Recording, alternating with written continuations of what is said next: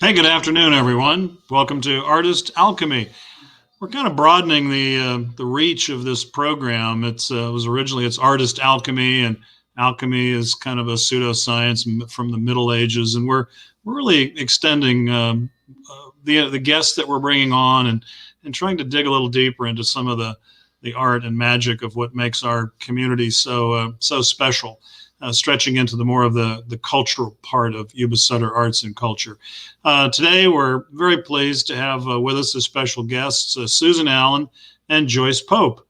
They're co-founders of the Race Dialogues group, and they both have incredible individual stories, and we'll learn more about what brought them together to begin this important work in the community. But welcome. So good to see you both. Thank you. See you. Thank you. Let's get to know you just a little bit. So Susan, you've lived all over the world.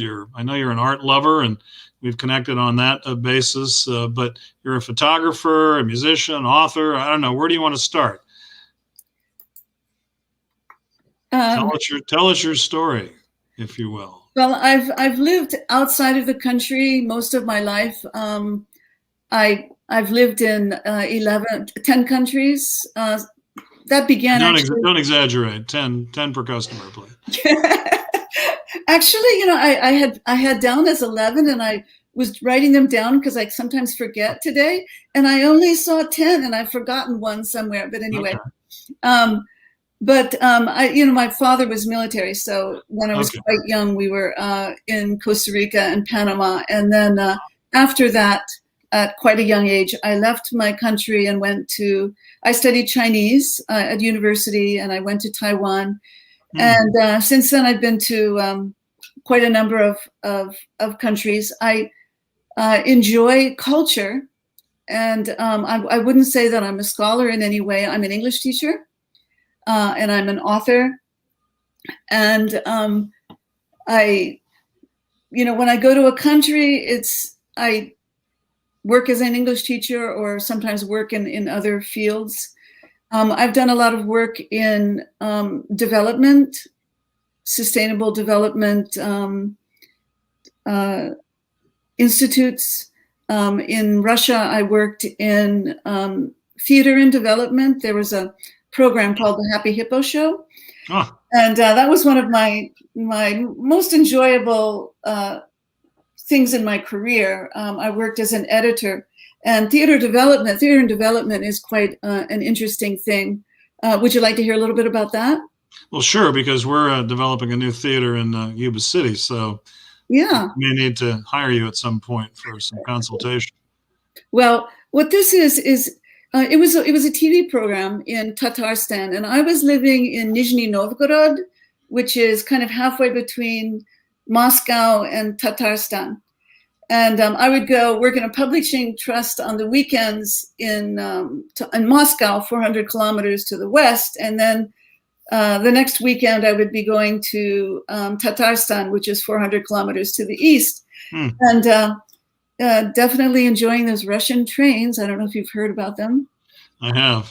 Yeah. So anyway, in Tatarstan, they had this TV program, and it was called Theater and Development. It was called actually the Happy Hippo Show. In Russian, it was Zipopo. And what it consisted of was an audience. It started mostly with youth, but later it diversified. And the youth would be there, and they would have a small skit that they would show on some social problem. And it could be conflict with parents. It could be any kind of moral issue that youth would be having at that time. It could be alcohol. It could be drugs. It could be prejudice, racial prejudice. And how progressive. So it wasn't just pure communist propaganda. Oh no, not at all. It was legitimate issues. That time, communism had fallen by that time. Yeah. And so at that time, so what they do is they do a skit up to a point of conflict, almost coming to blows. And then the show host will come out and the audience will freeze. And the show host comes out and addresses the audience. And so they establish, okay, what's the problem here? What's the principle behind behind this. So they're breaking the third wall and they're talking to the audience at that point. Yeah. Exactly. And the audience themselves identifies the problem and comes up with a solution. Nobody tells them what to do. They actually do it themselves. And it's very powerful. And then at the end, I mean, I guess it could be a little manipulative in that we know kind of what the end will be. Yeah. But either the cast will unfreeze and conclude it in a peaceful way with some kind of logical solution, or if the audience goes a totally different direction, that's fun too. And we'll call them up to the stage to finish the skit. What was the target age group of the productions you were involved in? They were teenagers. Actually, I came in at the end, and what I did. Okay, so when the TV the program had run its course, it lasted about 5 years, and sometimes it just it's enough. Shamil, who was the originator, he actually went worldwide with this, not as a TV program, but as a theater and arts program, just to help with development and to help with moral issues and character development in different countries. So he would go to different countries and train people to do this and do workshops. And in the workshops, they would write skits. And what would happen would be he would take this whole collection of skits, which turned into the hundreds. But, nobody's professional in writing skits. So my job was to rewrite the skits so that there was some kind of humorous end to it and some kind of, powerful ending. Yes, so that was my job, was writing this, assisting them. I love this idea as an interactive youth theater project. You're giving me some ideas. We've got a very aggressive youth performing arts group, our Applause Kids program. That's typically 7 to 14, but years of age. But we could certainly expand it to include a larger percentage of students from the high school theater programs and work with our friends at Marysville Charter Academy for the Arts, but then take it out to some schools, maybe middle schools, do those presentations. And that I like that idea of interactive conflict resolution, where the actors are asking for that ending of that program to be shared with the audience. That's a wonderful project. Gosh. So Joyce. Another thing related to that would be, well, also very good for the youth. I've done this in India and Africa, and that is theater dance. And with no words, but show a conflict and tell the whole story with just dance and expression. And youth are very good at that, at choreographing it themselves. And that's also very, very powerful, whether it's about family violence, whether it's about racial prejudice. There's so many creative ways that you can tell this story and really influence other people. It's just always wonderful to think of art as a guide for change. There's just so many ways to use it, and for personal expression and all these other reasons as well. Joyce, we've met a time or two, I think, over the years at county supervisor meetings. You've had a long career in public health, working for Sutter County, the public health department, board member of AMPLA Health, chair and board member of Tri-County Environmental Health Awareness. We're going to talk more about that. Your Toastmasters, and you've got your own Pope's CLNC House program, and also a founding member of Tri-County African American Alliance. Tell us a little bit more about your background. I've got some of the titles right, but who are you? Tell us more. Thank you, David. And I certainly appreciate this opportunity to speak to you, as well as any of the individuals that live in our shared community that I may or may not know out there that could perhaps tune in and understand some of the concepts we're bringing to you today.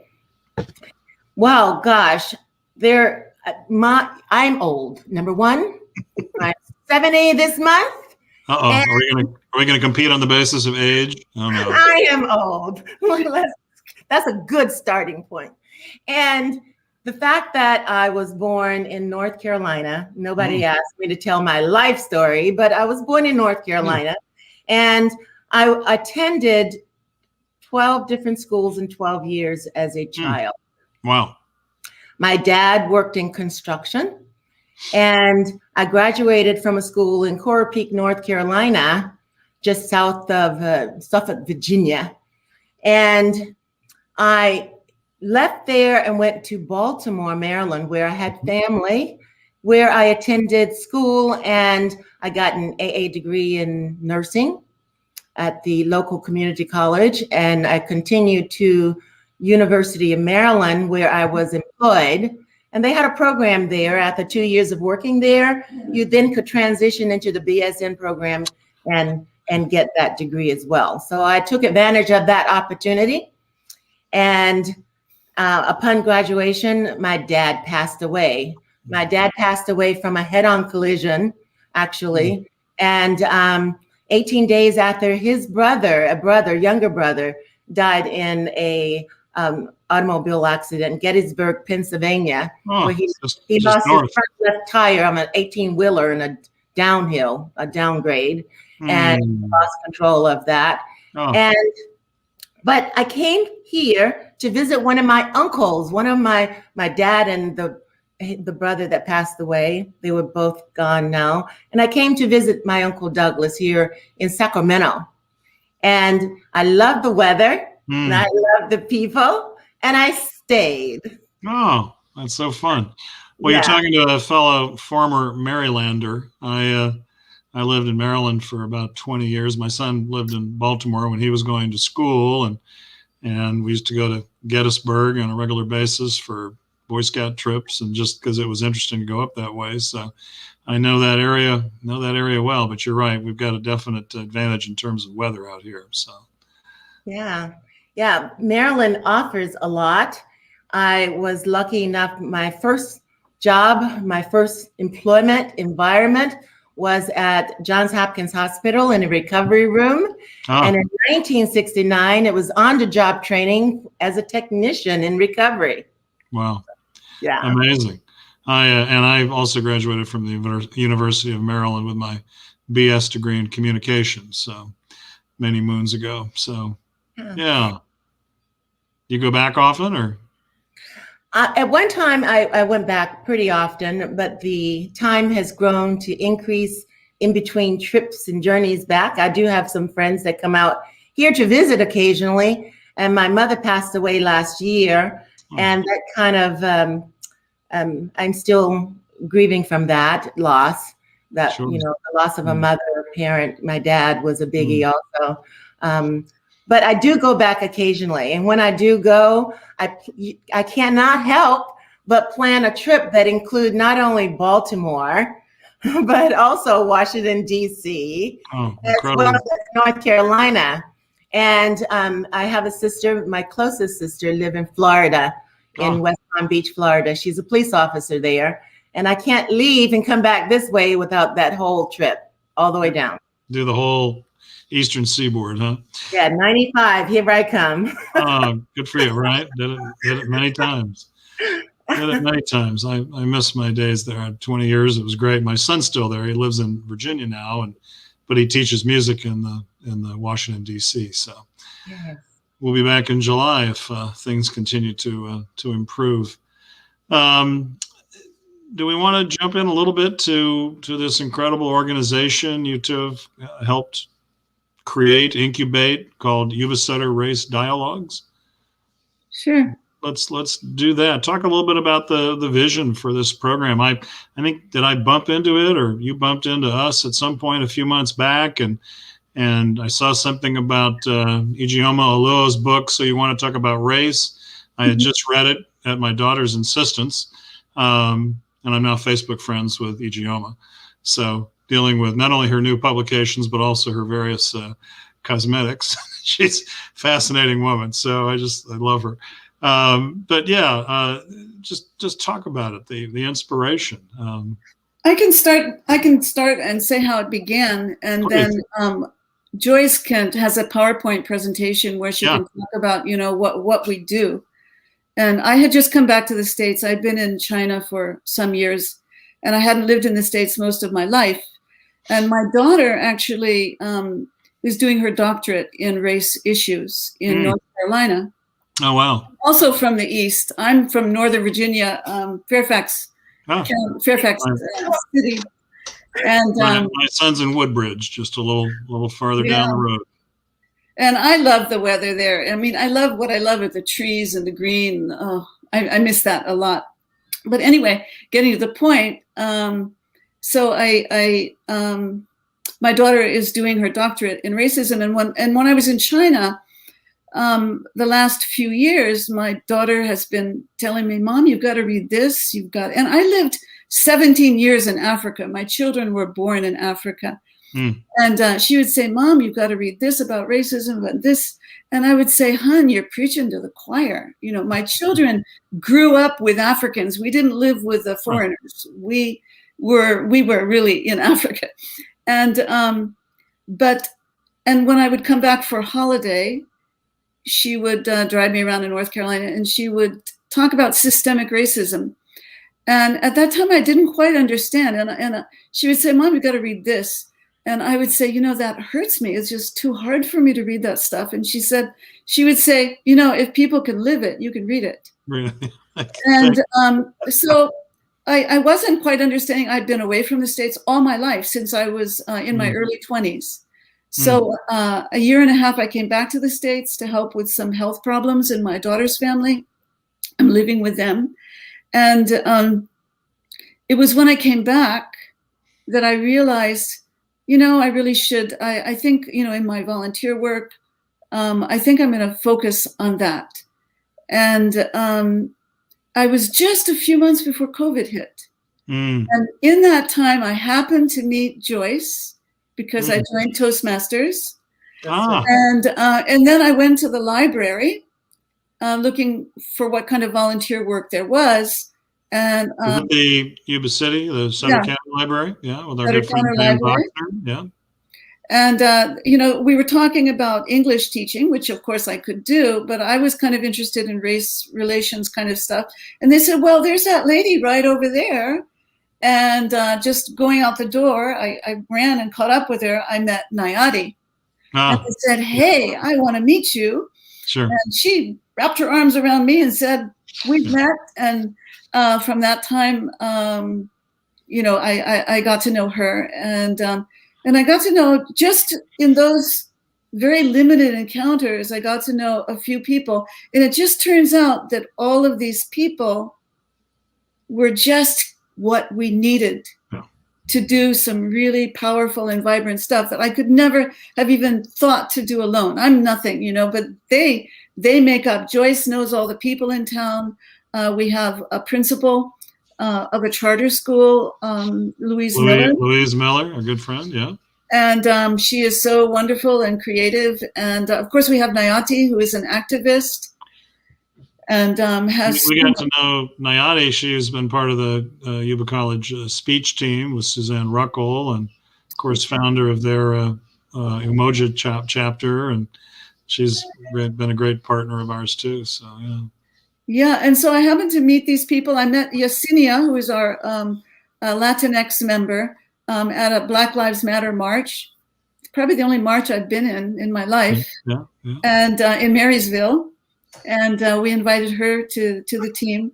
And so we just have this really nice team. We have Dave Johnson, who is was an intervention teacher junior high school. And and we have a youth. We have a Black youth, Corinne, and she also brings an awful lot to our dialogue and to our perspective and what we do. And so it just so happened we decided to do something, and we did it, and that was in August. And we're just kind of amazed at how it's multiplied and been working. And Joyce, she's prepared something. She can give more details. Great. Sounds good. Are we ready for the PowerPoint? Well, yes. However, I'd like to say how I met Susan. Susan arrived at one of the local Toastmaster meetings, and she announced that she was looking forward to meeting some of the local people and wanted to meet some individuals. And that same day, she got to meet all of the members at that particular club. And actually, going forward, there were several members involved in Toastmasters that felt this was a good marriage for them in regard to the issues going on around us every day, day and night, in regard to race issues. And they wanted to understand that more clearly.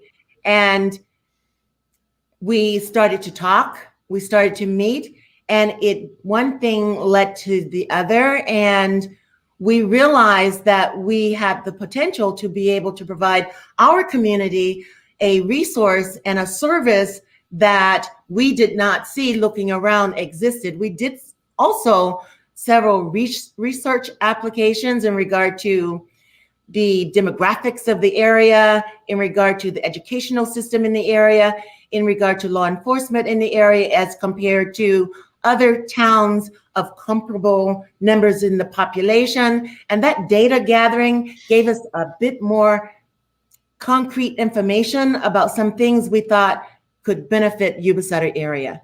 And we could lead into the PowerPoint with that, yes. Yeah, great introduction. And you're absolutely right. So needed. There's so much misinformation out there and misunderstanding. And research is wonderful, and it's at our fingertips. We would like to start with the fact that Tri-County Environmental Health Awareness is a nonprofit organization, a 501c3 that has been around for some time. It was originally facilitated by a woman that was a member of the library, Mary Alice Shoemake. That may take you back a while in regard to that name. And she wanted to make sure this organization survived and go forward into the future. Prior to retiring, she passed it on to me to keep this alive. And a part of what Tri-County Environmental Health has done in the community involved environmental kinds of issues, air quality, water quality, and we participated in the Loma Rica fire. We were trying to find masks for individuals that lived in the area close by that the smoke was affecting. We also participated in the Paradise Fire, again, trying to make sure that communities outside of the area involved in the fire had some type of respiratory apparatus that could help them because of the dense and thick smoke that we were all inhaling back then. And eventually, though, we were able to get masks for individuals in the community at no cost or low cost, and that was really wonderful. Could we see the next slide, please? So our next slide talks about Tri-County environmental awareness, our vision statement, which is stewardship and partnership of our communities, supporting inclusive environmental, economic, and racial justice. We also have our mission statement here, a community empowering tomorrow. We see children in our community as the leadership that will be inheriting the earth that we leave behind when we pass on. And we would like to involve youth in our community in various activities that the Tri-County Environmental Health participate in, as well as the environmental and economic and social justice issues. Next slide.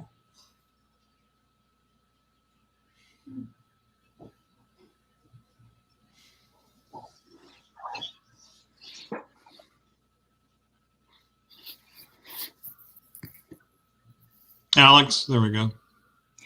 So in regard to Tri-County Environmental Health, the purpose is to build bridges between our administrations, government, and the communities through collaboration with community, state, and federal organization partnerships, using risk awareness and communication, strategic interaction, person to community, and planning with community and leaders.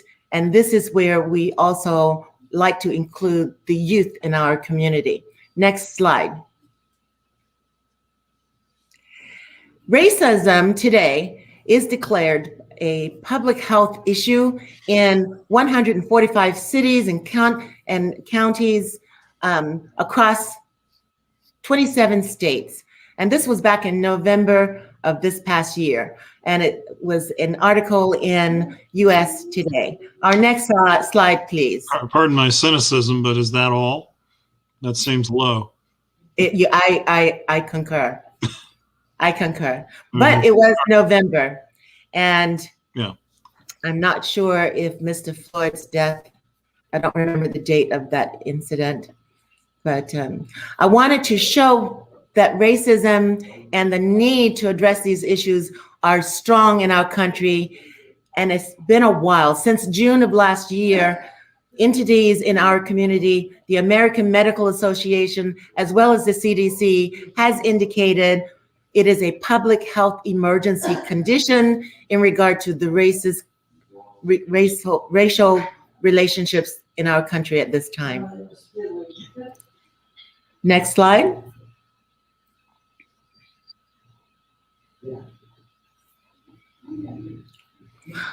The American Medical Association declares racism as a public health threat. And this was December of this past year. Next slide, please. This is an opportunity to reconcile some of the incredible harm that we know have been inflicted on people of color, particularly in Black folks. And this is a quote by Rachel Hardiman, PhD, MPH. The announcement comes from the American Medical Association House of Delegates, a group of more than 600 members representing every medical specialty. The group identified 3 forms of racism: systemic, cultural, and interpersonal, are being detrimental to the goal of providing equitable health care in this country. They identified this as part of the disparity that exists in the healthcare system with Black and brown individuals receiving care. That racism is part of the problem that barred these individuals from getting the medical care they need in our communities. And that is a shame. The next slide, please. Tri-County Environmental Health Awareness thank Yuba-Sutter and Colusa counties in their participation and support and participation in our program and going forward. Next slide. Tri-County Environmental Health Awareness is supporting Yuba-Sutter Race Dialogues.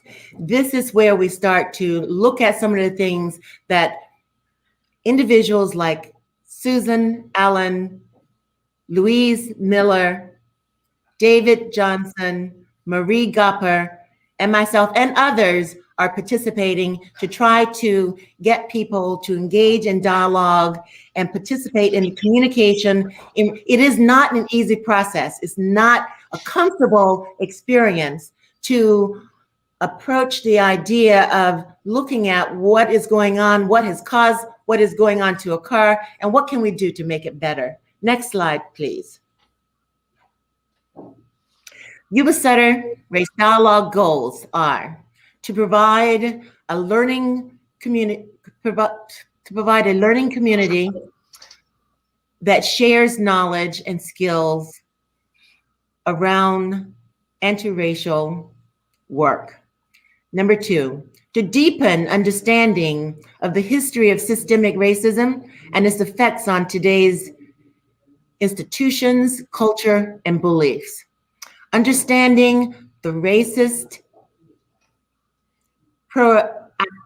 practices and white privilege that impede efforts towards racial justice, a barrier towards racial justice. Thank you very much. To improve our skills in countering racism and organizing for racial justice. We learn best practices and sound theory to overcome racism, sharing models, skills, and tools. Number 4, to network in a way that strengthens and expands our outreach and effectiveness in overcoming systemic racism. These are the list of goals that Yuba-Sutter Race Dialogue have laid out and are going about the work of accomplishing. Next slide, please. Yuba-Sutter Race Dialogue is now working on 6 projects, and we're really proud and pleased to be able to announce these projects that we're working on. There are items that we're working on for the general public. There are things that we're working on for Yuba College. There are things that we're working on for multiracial communities and families, and there are things that we're working on for the white and the Black community in this town. Not only this town, but Yuba-Sutter and Colusa as well. For extra credit, we're providing a workshop on the film 13th at Yuba College. It is designed by a group of experienced local educators and set to begin in the second semester of 2021 academic year at Yuba College. Several members of the Yuba College staff have already agreed to credit the workshop. As a part of that workshop, if I must say, is because we were already gearing up to provide that activity to Yuba College, we decided to start early and open the door and allow this information to be provided to the community. We opened it up on February the 13th and February the 27th, identifying it as part of the Black History Month, but we continue on the 13th of March as well as the 27th of March to provide. The movie 13th is a film that deals with the school to prison pipeline. And in the context of this film, it deals with a lot of issues that I myself as a Black American was not aware existed in our communities, that there are policies and political positions and activities that has on purpose eliminated or alienated or not allowed or specifically written into the guidelines to make sure that Black and brown individuals that live in our communities are not benefited from. Number 2, we're providing a workshop on for Black History Month, and that is that workshop on the movie 13th.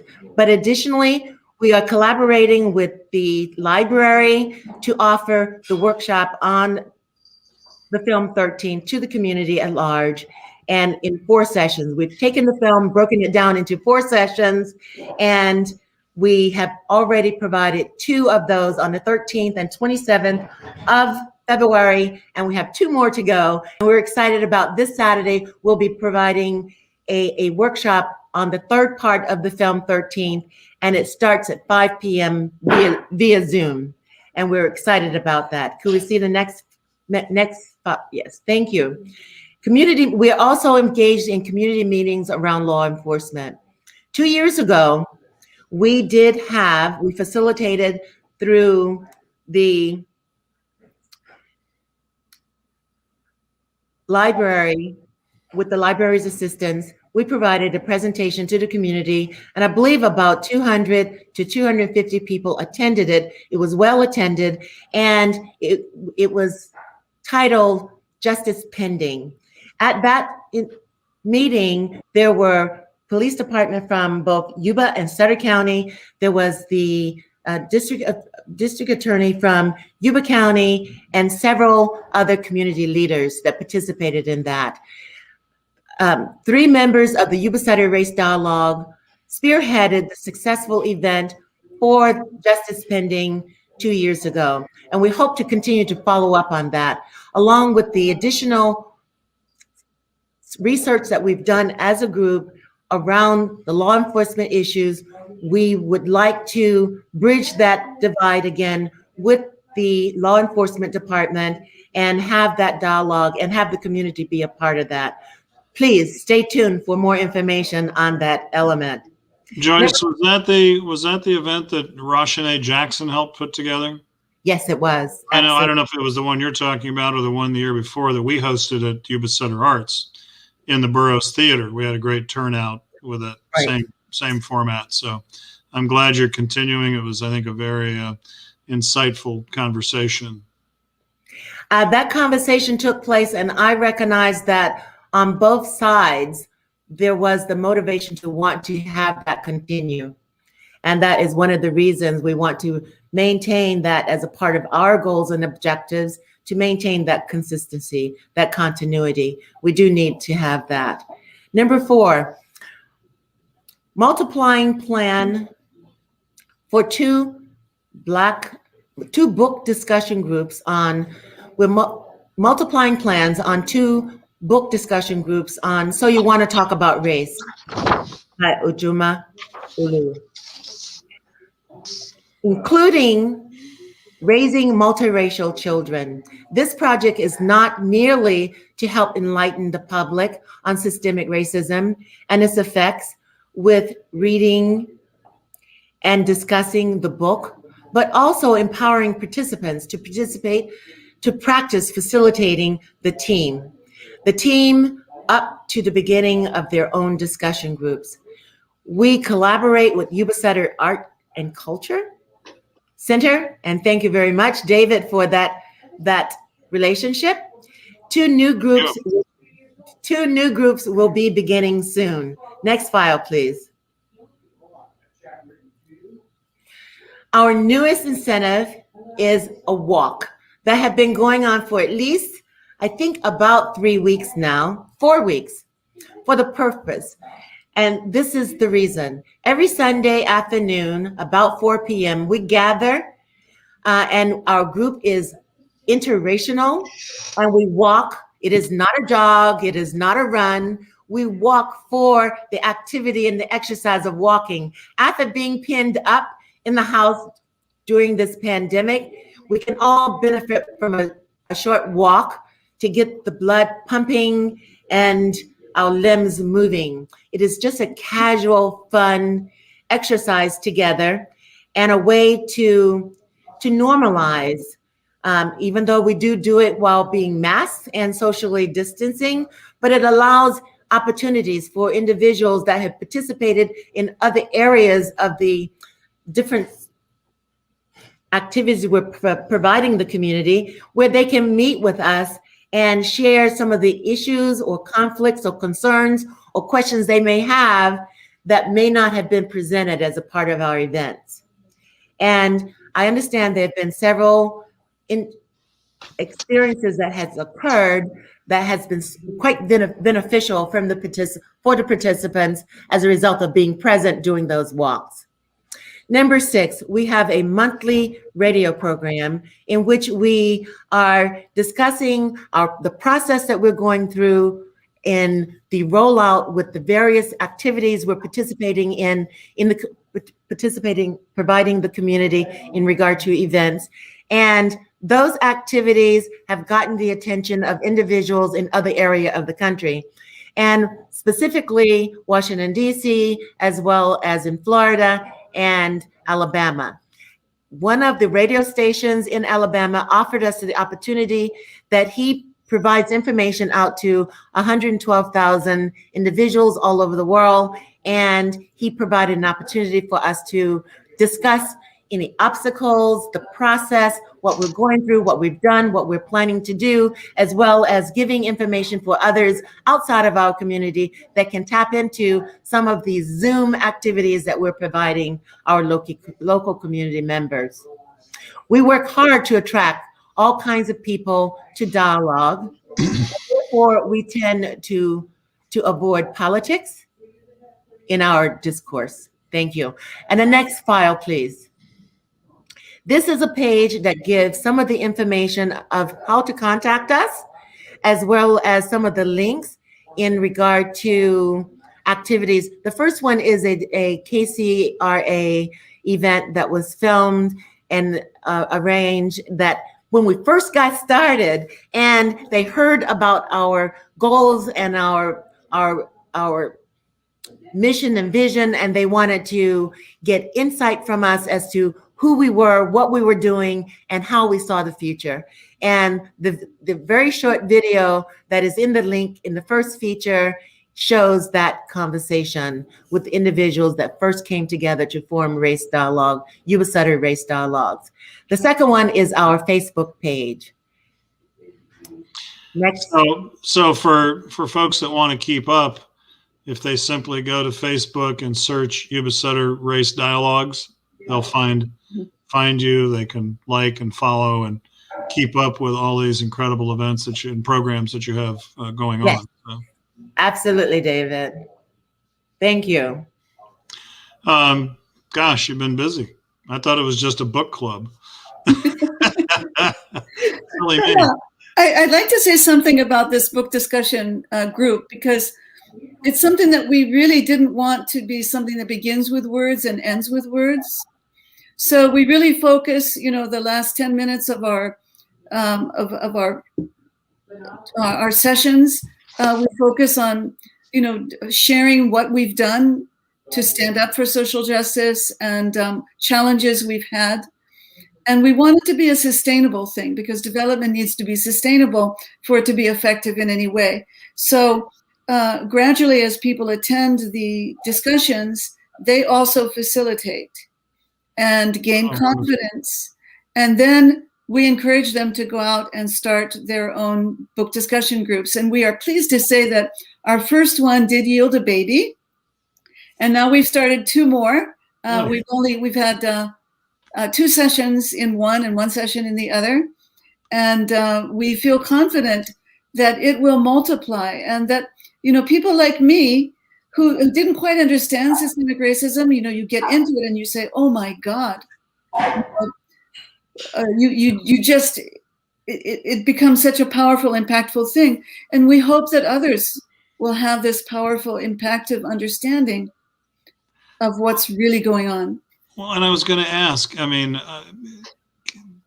does it make a difference? I feel like, are we just preaching, you just preaching to the choir, folks that are kind of okay, but want to tune up their awareness and insight and understand some of the nuances of racism. And, I see so much, as I'm sure you do on social media. Well, people have already made up their minds. They know everything there is to know, and they're going to have their opinion, damn it, no matter what.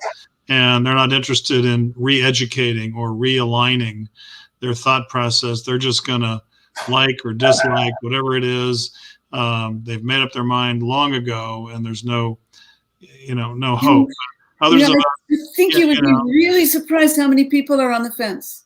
Yeah. Okay. You would be really surprised. And I am so pleased. I can't tell you how pleased I am. How many people from the book discussion group, and also people that I talk to, I suggest to watch this and read that, who say, oh my God, just like me, I didn't understand. Just this week, we got somebody from our session on Sunday who said, wow, this is really opening my eyes. So I feel that every single person whose eyes open to this, it's worth it. It's worth it. Even one person, because one person can influence so many others. Of course, just like the great Margaret Mead quote. But if I may, Dave, please. In regard to sustainability, one of the reasons we wanted to provide this to Yuba College is because we have young people there. And I see sustainability in changing and impacting the minds of our young people to a new truth about their tomorrows. Additionally, I know that people that look like me, voices are not heard. I know that people that look like me have a concept of awareness of what is going on, but there are entities around us that don't really want to hear that. We realize that. And it's so, and I cannot say this strong enough, it is so paramount that we have white allies. It is so important. If you're on the fence and you see and understand this, there are people that do make a change in their lives and start to advocate for something different. And that's a good thing, because you have to, in order for individuals to change their policies and change how and what they do, they are better prepared to make that change if the person that is talking to them look like them. Yes, no, you're absolutely right. Absolutely right. If that's what it takes to invite some of those fence sitters in, it isn't going to happen if the person they're talking to look like me. Well, unfortunately, that's probably true. Yeah, in many cases. Yeah, absolutely. So how does this translate to current events? And again, I don't necessarily want to get political here, and I know you all work hard to avoid it.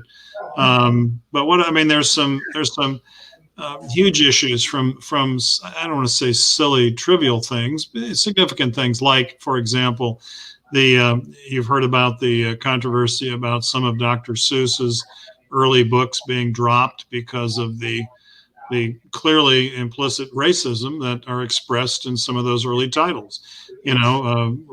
Racial stereotypes of Asians in his very first book. His well-known dislike of Japanese during World War II, including agreeing with the sentiment of setting Japanese American citizens to the concentration camps. We've done a lot of work around that recently with our assembly center, our Boga Assembly Center project.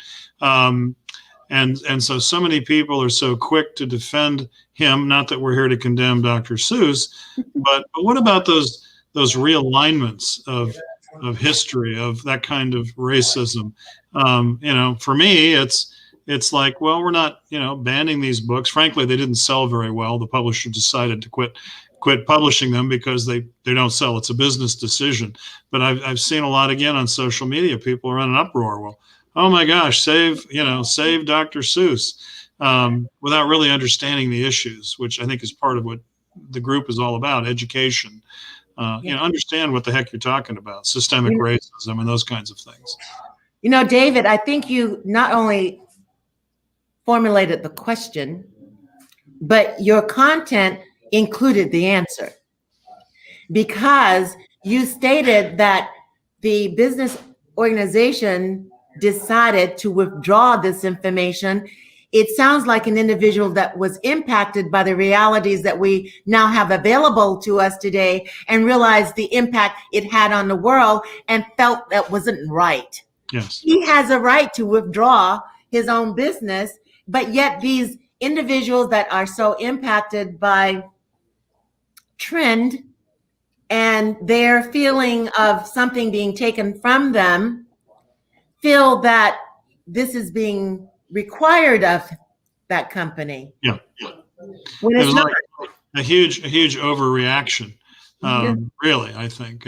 But it was fascinating. I wrote an article for the paper about it that'll appear on Friday. But and then other interesting adjustments that have occurred, like Roald Dahl, who wrote tons of books, including Willy Wonka and the Chocolate Factory. In his first editions of that book, the factory workers were literally pygmies, African pygmies, depicted in a very caricature-ish manner. And they caught that fairly early on and made an adjustment, turned them into the Oompa Loompas or whatever they're called. And, it was really interesting to read that. So that correction was made in subsequent editions of the book. So those self-corrections, I think, are part of, not complete, but part of at least the solution, if there is one. And education, like what you all are doing. It's just, it's so powerful. What else? We're all anxiously awaiting the outcome of the trial of the police officer involved with the death of Mr. Floyd. And golly, that's going to be a real tough one, no matter what happens. I don't know if there's an easy way out of that, except to address it head on, and hopefully, right will come of it. So. I'm sorry. You go ahead, Joyce. David, recently I researched the concept propaganda, and I also researched the bias of our media. And both of those research experiences for me was an eye-opener, because I did not know that the media have such narrow perspective in regard to providing us unbiased news, and all you want are the facts. However, they decide what that is, and within the confines of that includes certain elements of propaganda, because they want to put out information to direct a certain direction to a certain point or a certain outcome. Yes. And that being stated, reading it, individuals think this is all there is, because this is what you've been given as news, as well as The Birth of a Nation. One of the first films in our countries depicted African Americans as grotesque individuals that hid in the darks of the shadows, lurking from an opportunity to pounce on you, and people are still reeling. Talk about propaganda. Thank you, D.W. Griffith. Yeah, right. Oh, unbelievable. How do you undo that? How do you undo that? Yeah. Susan, did you have something to? I think I forgot basically what I was going to say, but it's not that important. But I would like to say that I do have hope, and I do feel that a lot has happened, and somehow George Floyd just broke something open, and you can see it everywhere on the news. A lot of talk about racism, a lot of the jargon concerned with it was unknown to the mainstream. But now these things are becoming mainstream. Articles are reflecting, really deep concepts that were not understood before.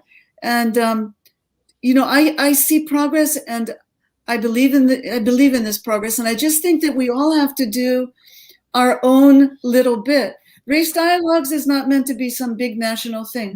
We don't have grandiose ideas about what we are.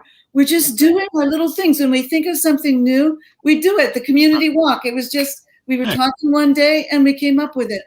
And we don't have any illusions that we're going to be in here to change it all. But there's so many people like us. I've been in these dialogues with people all over the country. I've been joining groups just everywhere to see how they do it. And they're springing up all over the place. This is happening. We're not going to be able to turn it back. It's like the 60s all over again on a little different in a few different ways, but still some of those core issues are still with us. It still fascinates me how we went from 8 years of President Obama to 4 years of Donald Trump. I'm still in culture shock from that gross overreaction, and if you will. And Joyce, to your point about the media, I think we all seek the truth through our preferred filters.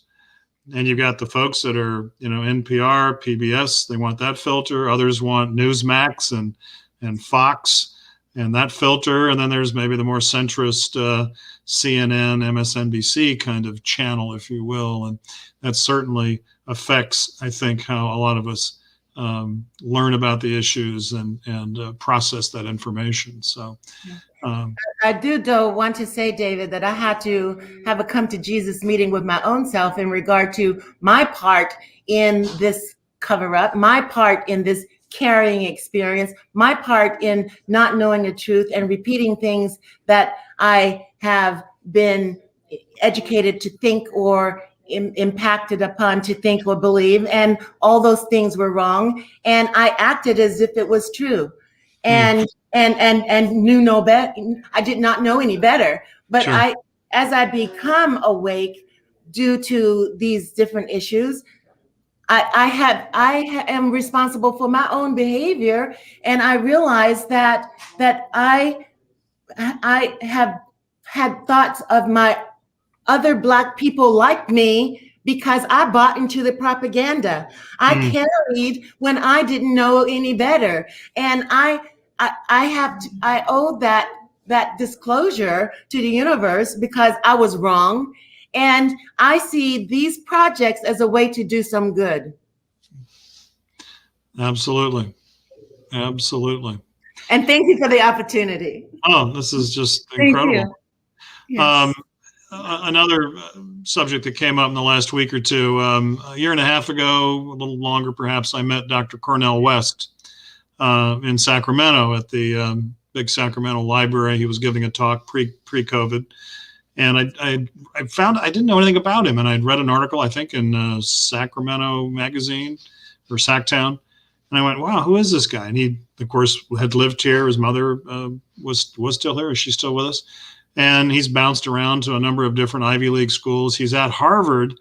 But even Dr. West, at his level, dealing with an institution like Harvard as an, I think, adjunct professor, correct me if I've got this wrong, is struggling with some systemic, I'm going to say it, systemic racism issues. And I think he's just decided to resign his position at Harvard and go to the, what is it called, Union Theological Seminary School, another New York or Ivy League, not Ivy League, but another Northeast institution. So even at that level, I mean, you'd think, oh my gosh, there's some pretty smart people at Harvard. You'd think they'd be enlightened and aware that administrative staff would be above that kind of criticism. I'm just shocked. Anyway, I just, someone who I've been following since I met him, it's just, anyway, it's surprising to me. But I shouldn't be surprised. I think that we've seen this.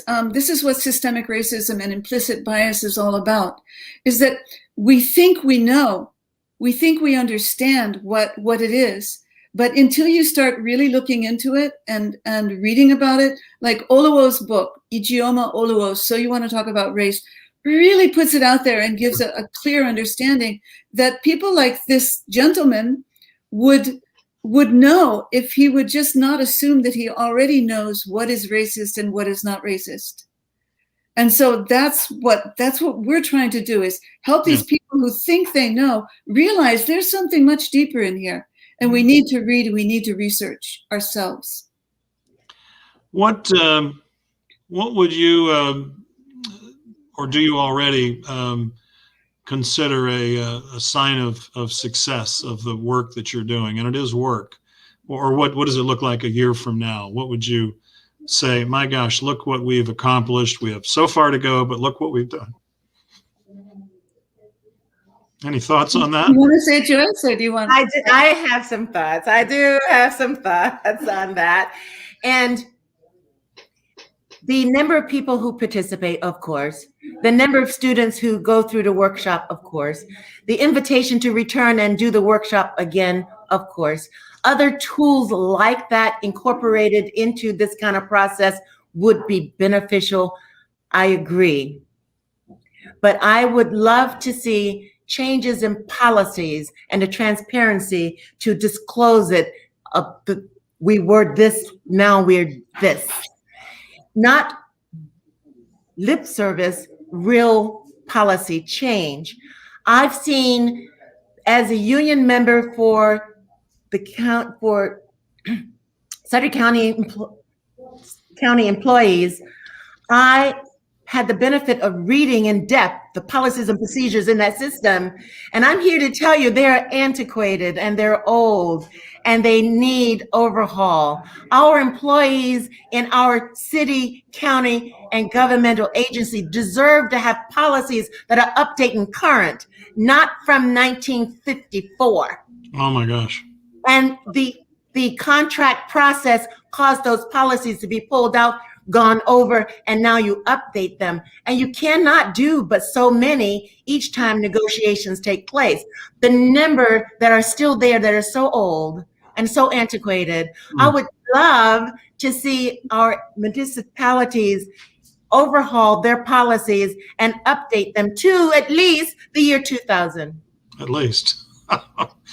That brings to mind something that our organization just did, YubaSutter Arts&Culture, and this is inspired by the work of one of our major benefactors, the California Arts Council. But we recently at our board meeting adopted a social and racial equity statement. And it's quite extensive. And Shantae Arroyo, who you met before the show, put in a lot of work on this. We've been kind of parsing it out on Facebook and social media in little bite-sized chunks, but it's sort of the beginning point. Of course, we feel like we do everything right, and of course we don't, but we try. And this to us now is sort of a stake in the sand or something like, hey, all right, from now forward, we're gonna. I get really emotional talking about this stuff, but we've got the guidelines, we've got a framework. How do we do better? So here's what we've stated in print that we're going to do, and now we need to do it and ensure that all of our programs, events, classes, all across the board, ensure as best we can gender and social and racial equity. And to your point, Joyce, wouldn't it be interesting to challenge the counties and the cities and other organizations within our 2-county service area, 3-county in the case of your organization, to adopt similar equity statements? Because I don't think, I would be surprised if any of them have them. And that's kind of on my little list of my little subversive things that I want to work on this year. It's not subversive, it's obtuse. I want it to be very overt. So let me change my language there. And something to challenge them to at least consider. It doesn't cost anything. It costs a little bit of soul searching, I think. Yeah. So, David, you're absolutely right, because it is, and these things are being pointed out on a daily basis when organizations adopt a statement and a statement only without making any changes. That is not change, because the work that Yuba-Sutter Race Dialogue is doing, we're asking people to do some of that self-evaluation individual by individual, searching your own heart. Yeah, that's where it starts. Every time someone says at the end of a meeting something like, I stood up at the grocery store and I didn't let this pass, or, I did this, or I realized this about myself. Every time I see that, I think this is worth it. As a nurse, you go in and you teach someone how to change a dressing, how to do that dressing change. And before you leave the last time, you want them to do a return demonstration. That return demonstration demonstrate to you what they've learned, the progress they've made, and their ability to be successful going forward tomorrow. I can discharge that patient now knowing they'll be okay. Yeah. Beautiful. Well, golly, I told you the hour would go quickly. We didn't even get to your photograph, Susan. You need to come back as a guest artist and just talk about your art. Oh, golly. What an incredible conversation. Susan, any closing comments? I just really enjoyed your spirit. And I hope that, as COVID eases up a bit, we all need to go out and all have a big dinner with Race Dialogues and Yuba-Sutter Arts and Culture. And we look forward to it. I'm just really touched, and thank you for this opportunity. Thank you. Joyce, any closing comments? David, I am very hopeful. I attended University of Maryland, and I saw students, they only allowed 6% minority in that school. What percent? 6%. They only allow? Are you serious? Yes, 6%. No more. Not one person more than that 6%. I'm shocked. I'm embarrassed by my degree from that institution. And I saw students, when a teacher say, break yourselves up into groups of 5, and people, of course, click. And the number of minorities is so small that, of course, there's not 5 of you. And rather than penetrate that group that's sealed off away from you to become a part of, I saw individuals walk away. They did not have the social skills or ego strength to be able to penetrate that. They lost a learning opportunity because the teacher did not prepare and set that up for them so that they could receive the information like the other students. But I'm hopeful because education is important, and it's the only thing I know that changes behavior. Hear, hear. Well, Susan Allen, Joyce Pope, thanks so much for sharing your stories and all that great work you're doing at Yuba-Sutter Race Dialogues. We'll keep in touch. Folks, we'll post the Facebook links and other ways to connect with the organization at Yuba-Sutter Arts and Culture, both on our Facebook page as well as our website. Lots more coming up at Yuba-Sutter Arts and Culture in the weeks ahead. We'll be back here on March 23rd when we'll have a special guest, Robert Haycock, who's a retired museum exhibit installer. He'll be our guest on Artist Alchemy. So everybody stay active, stay engaged, be safe, and we'll see you soon. Thanks so much. Thank you.